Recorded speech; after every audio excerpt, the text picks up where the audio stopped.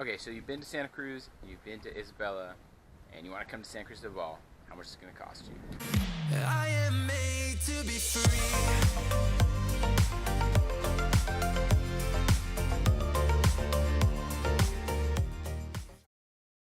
So first things is our hostel. This is what we're saying is Hostel Gassen, whatever it is, here in Santa Cruz. It's okay. So we had to escape and get away from that street. It's super loud. But to our hostel, it's $20 each a night per person, and that is for a double or a king bed, private bathroom, AC. We can use the kitchen. They have free water, and well, obviously Wi-Fi, but it's Galapagos Wi-Fi, so it's no good. For the first half of the week, they have bananas, which is nice. We brought those for like lunches and breakfast. Our two big complaints about the place are, one, cold showers. They just have that electronic shower head thing that's supposed to heat it, but it doesn't ever work.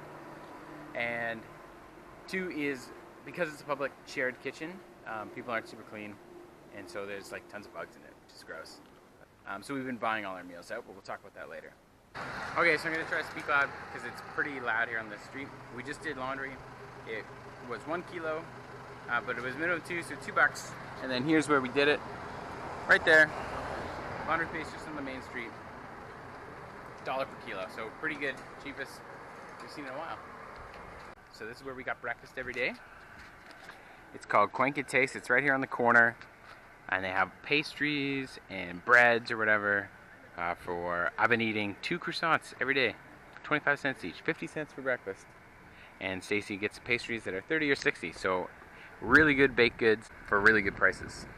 Okay, what we're doing now is heading out this morning to Lalo Barrier again. It's a free beach with sea lions that we were at yesterday. Apparently there's some good bird cliffs that you need good shoes for, so we decided to come back today. And that's all free. You don't need a nationalist guide for the park. So that's where we're headed right now. And maybe on the way out we'll talk about some of the things that we did.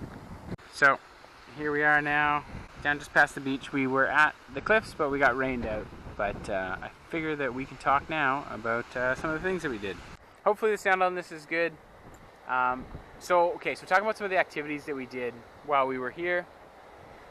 There's lots of things to do on this island for free, but a lot of it is beaches, which is really nice for us.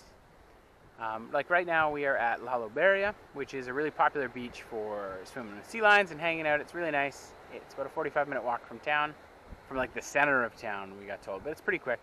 You can take a cab like 90% of the way there for, I think our hostel guy said $3, but we just walked for free because it's not that far. It's a really nice beach. Just past it is cliffs. There's a sign that says you need a naturalist guide, but people come out here without it. And one of the guides that we had told us to come out here and didn't say that we needed a guide, so maybe that's an old rule. But we spent one of the days snorkeling at Frigatebird Hill. It's Tijeretas is it in Spanish. And there's a cove without a beach at the bottom that's great for snorkeling.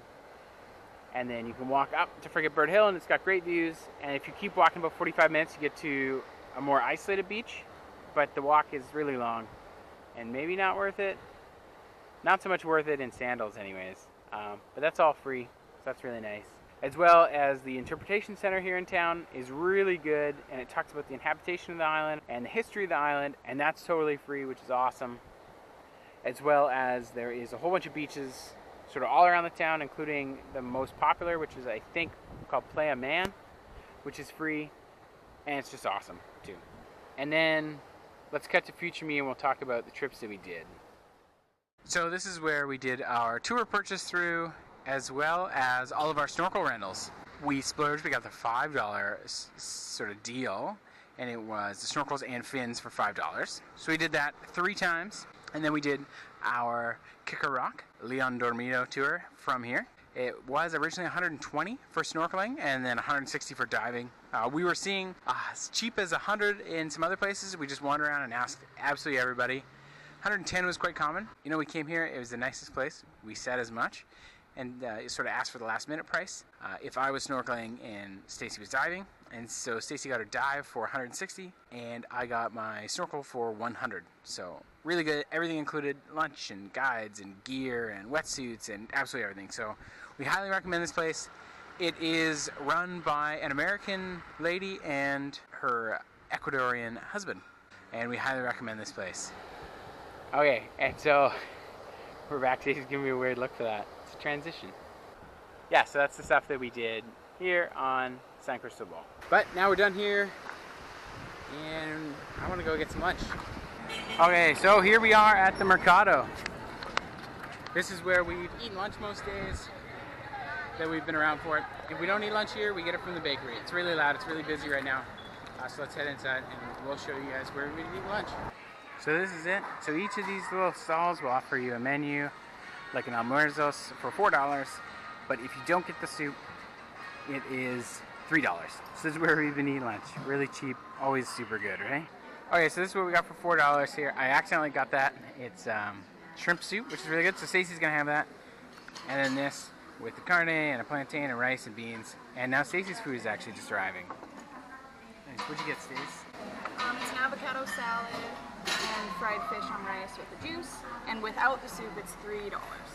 Yeah, so pretty good. And this is $3, and that's essentially $1. Perfect. And I get an orange. They're always really full of seeds, though. Down below here, too, is a market with vegetables and fruits and different stalls and meat and stuff, if that's what you want. So hopefully you can hear me. We're on the Loud Street corner, right at the corner of the market here. Check it out. Something I want to talk about was beer. It's not a huge cost, it certainly isn't for us, but I got some cravings here, and here on the corner, this little blue store there is a distributor, and so they do big beers for $3, but 50 cents of that is a refund, so it's actually $2.50 for a big beer, which is awesome. But now, we're gonna go pick up a 6-pack of a local beer, Endemica beer, which is only on the Galapagos, for our last day. Okay, so this is where we got our beers. They were $3 a beer.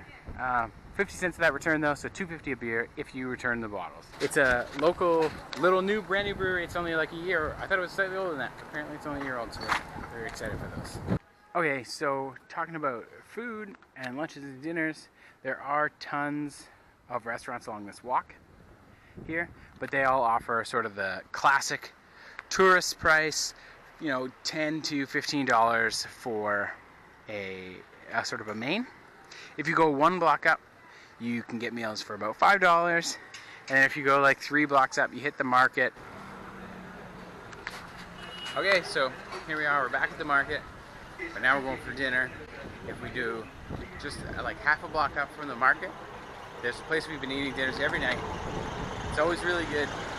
Again, it's at $4 for the full dinner, or $3 for just the main. And that's what we've been doing.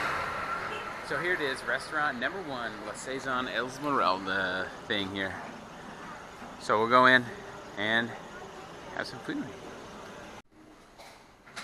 Okay, here it is. These are our nice, good $3 dinners. Pretty good. Huge plate of rice, and this is beef and vegetables today. The plantain, and then a juice for $3, which is like really good. Okay, so now we're done dinner.